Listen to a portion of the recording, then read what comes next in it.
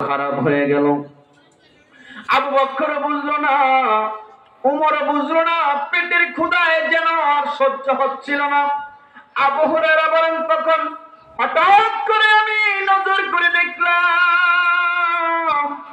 উম্মতের কান্ডারি দয়াল নবী দু জাহানের বাদশা এই রাস্তা ধরে আসতেছে। চিন্তা করলাম আমার নবী যেহেতু আসতেছে, দেখি আমার নবীর সাথে কথা বলে। আমার নবী বুঝে কি বুঝে না? বলেন, আমার নবী আবু হুরায়রার মনের কথা জানে কি জানে না? আওয়াজ দিয়ে বলেন, জানে কি জানে না? আমার নবীকে যেই মাত্র বললেন, নবীকে দেখলেন, দেখে বলেন, আসসালাতু ওয়াসসালামু আলাইকা ইয়া রাসূলুল্লাহ। নবী আমার বলেন, আবু হুরায়রা কথা আর বলার দরকার নাই, আসো আমার সাথে আসো।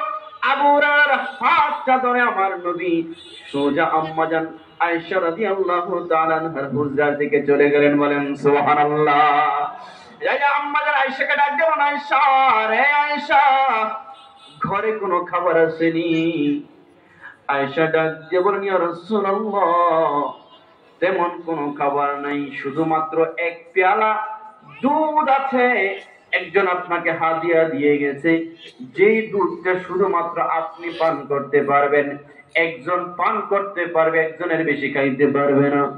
নবী আমার ডাক দিয়ে বলেন, আয়েশা রে, যাও যাও দুধের পেয়ালাটা নিয়ে আসো। দুধের পেয়ালাটা নিয়ে আসা হলো। হযরত আবু হুরায়রার পেট যেন সহ্য করতে পারতেছে না, কখন নিবে আর একটু পান করবে, পেটের ক্ষুধা যেন সহ্য হচ্ছে না। আবু হুরায়রা ভাবতেছে, আল্লাহর হাবিব মনে হয় ইনি আমার হাতে দিবে আর আমি পান করে ফেলবো। আবু হুরায়রার হাতে আল্লাহর হাবিব দুধটা দিলেন, দুধের পেয়ালাটা দিলেন। তার আগে আল্লাহর হাবিব একটু বরকত দিয়ে দিলেন। আবু হুরায়রা তো মহা খুশি, হয়তো আমাকে পান করার জন্য বলবে আর আমি পুরোটা পান করে ফেলবো।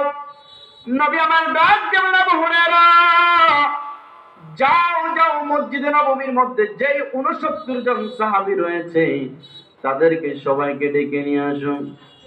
আবু হুরায়রার মনটা খারাপ হয়ে গেল, মাত্র একজনের দুধ 70 জন, আমি 70 জন, এই 70 জন রেখ দিয়ে কি করবে?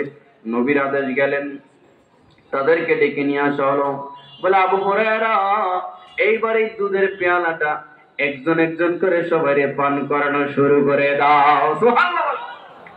বলে, পান করানো শুরু করে দাও। আবু হুরায়রার মন খারাপ হয়ে গেল, হায় হায়, মাত্র একজনের দুধ 70 জন কিভাবে খাবে? তারপর আমার নবীর প্রতি ইয়াকে, নবী যেহেতু বলছে বিসমিল্লাহ বলে শুরু করে দেই। একজন একজন করে দিলেন, খাও, পান করো, ভালো করে পান করো। এক একজন তৃপ্তি ভরে পান করলেন। একজন খাইলেন, দুজন পান করলেন, তিনজন পান করলেন, করতে করতে করতে সবার যখন পান করানো শেষ হলো, এইবার আমার নবী আবু হুরায়রাকে বলেন, আবু হুরায়রা, এবার তুমি পান করো। আবু হুরায়রা বললেন, এবার আমি খোদার কসম, দুনিয়ার মানুষেরা শোনো, ওই যে নবী প্রথম আমার হাতে যে একজনের মাত্র দুধ আমার হাতে দিয়েছেন, আমি 69 জনকে দুধ পান করানোর পরে দেখলাম প্রথম যতটুকু ছিল আমার হাতে এখনো ততটুকুই আছে। নবী বলেন, এবার তুমি পান করো। আবু হুরায়রার তো পেট আর সহ্য হচ্ছে না, পান করতেছেন, আরো খাও, আরো পান করো, আরো পান করতেছে, আরো খাও। খাইতে খাইতে বলে, ইয়া রাসূলুল্লাহ, আর সম্ভব না, বহুত খাইছি। বলে, দেখো কতটুকু আছে। দেখে ওই যতটুকু ছিল এতটুকুই আছে। সুবহানাল্লাহ বলে না? এইবার আমার নবী কি করলেন?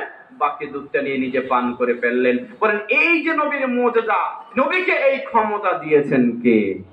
বলেন না কে? বলছিলাম আমার বন্ধুরা, সাহাবায়ে কেরাম পারস্পরিক মধ্যে ছিলেন মুহাব্বত, রুহামাউ বাইনাহুম তারাহুম রুকআন সুজদা। কেমন মুহাব্বত ছিল পারস্পরিকের মধ্যে! ওই যে বললাম মসজিদের মধ্যে 70 জন সাহাবী থাকতো, অনেকে স্ত্রী ছেড়ে চলে এসেছে, সন্তান সন্ততি মা বাবা সব কিছু ছেড়ে মক্কায় চলে এসেছে। আমার নবী একদিন আনসার সাহাবীদেরকে ডাক দিয়ে বলেন, সাহাবীরা শোনো, আমার বহু সাহাবী আছে যারা নিজের স্ত্রী পরিবার পরিজন ছেড়ে এই মদিনায় চলে এসেছে, তাদের কিছু নাই, তোমাদের অনেকের একাধিক স্ত্রী আছে। এমনকি নবীর আদেশ অনুযায়ী বলছেন, তাদের কাছে তো কেউ মেয়েও বিয়ে দিবে না, বেকার মানুষ। তোমরা একটা কাজ করো, তারাও তো পুরুষ, তাদের তো বিবাহের স্বাদ জাগে, তোমরা যাদের একাধিক স্ত্রী আছে, তোমরা কি পারবা তোমাদের স্ত্রীদেরকে তালাক দিয়ে তাদের কাছে বিবাহ দিতে?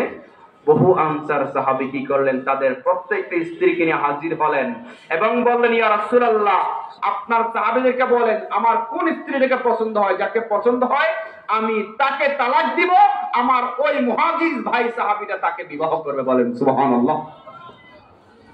কি স্যাক্রিফাইস করেছেন সাহাবায়ে কেরাম একজন আরেকজনের প্রতি। তো এটা ছিলেন রহমাউ বাইনাহুম, সাহাবীদের